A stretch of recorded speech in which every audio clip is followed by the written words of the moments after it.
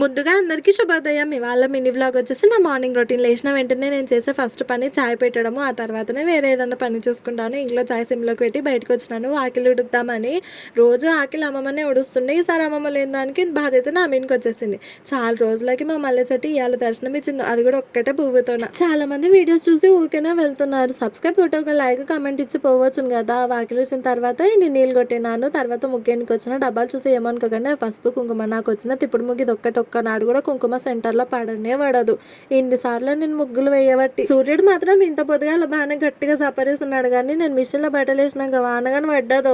ఏం చేస్తాం, ఏం చేయలేము. ఇంకా ఇంట్లోకి వచ్చిన తర్వాత ఫస్ట్ అన్నంకి పెట్టి తర్వాత పప్పుకి వేసినాను. మేము ఎందుకో కానీ చాలా వరకు అన్ని కూరగాయల కన్నా ఎక్కువ పప్పే తింటాం. అది కూడా పిల్లలకు కూడా తింటారు కదా అని ఒకేసారి ఒట్టికారం వేసి చేస్తాను. పచ్చికాయలు పిల్లలకి పడదు కదా, ఈ సీజన్లో ఖచ్చితంగా మోషన్స్ వామిటింగ్స్ అయితే.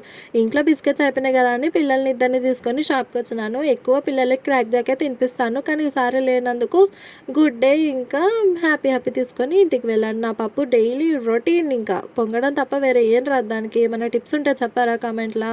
నేను పప్పు చేసినా మా ఆయననేమో మటన్ కర్రీ చేసిండు. మా ఆయన ఏమైనా పని చేసినంటే ఖచ్చితంగా సాంగ్స్ ఉండాల్సిందే, లేకపోతే అస్సలు ఇంట్రెస్టే అనిపించదు తను చేసే పనికి. ఫ్రిడ్జ్లో కింద గ్లాసు చాలా వరకు గలీజ్ అయిపోయిందన్న మొత్తం తీసి నీట్గా క్లీన్ చేసిండు. మా హస్బెండ్కి మటన్ కర్రీ కుక్కర్ల కన్నా నార్మల్గా వండుతేనే చాలా ఇష్టం. ఈసారి తనే చేసిండు కాబట్టి నచ్చినట్టుగా చేసిన. టేస్ట్ కూడా చాలా బాగుంది. తను తినుకుంటా పిల్లలకు కూడా తినిపించింది. మేము తినే వరకు మా పిల్లలు అంత దారుణంగా చేసి నేరేడు పండ్లతో ముగించినాం. బాయ్.